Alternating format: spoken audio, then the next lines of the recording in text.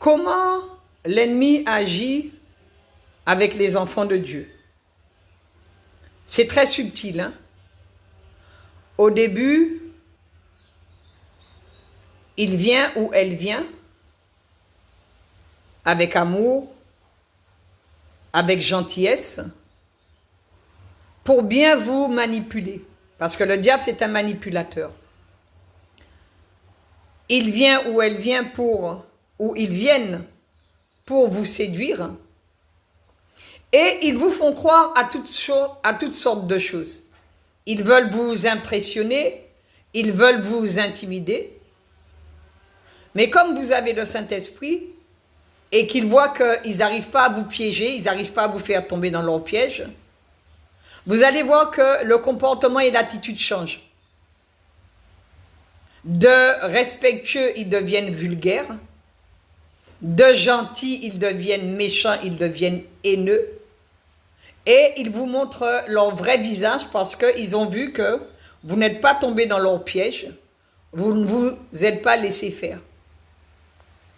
Et beaucoup agissent de cette façon. Ils viennent très gentiment vers vous, avec beaucoup d'amour soi-disant, parce qu'ils ont un intérêt. Et leur but, en fait, c'est de vous piéger. C'est de vous tromper. Et quand ils voient qu'avec vous, ça ne marche pas, là, ils commencent à vous mépriser, ils commencent à vous insulter. Ou ils veulent vous faire taire, ils veulent vous intimider.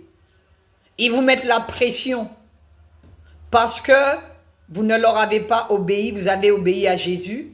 Parce que vous ne les avez pas suivis, vous avez suivi Jésus. Parce que vous ne les avez pas écoutés.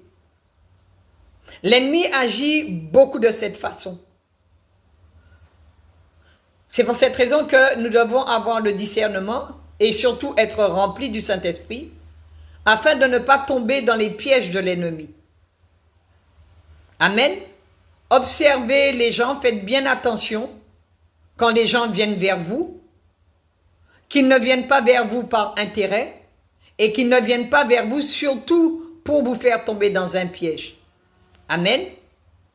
D'où l'importance de connaître la parole de Dieu, de connaître la vérité, pour ne pas se laisser séduire et ne pas se laisser embarquer dans quelque chose que Dieu ne veut pas que nous soyons.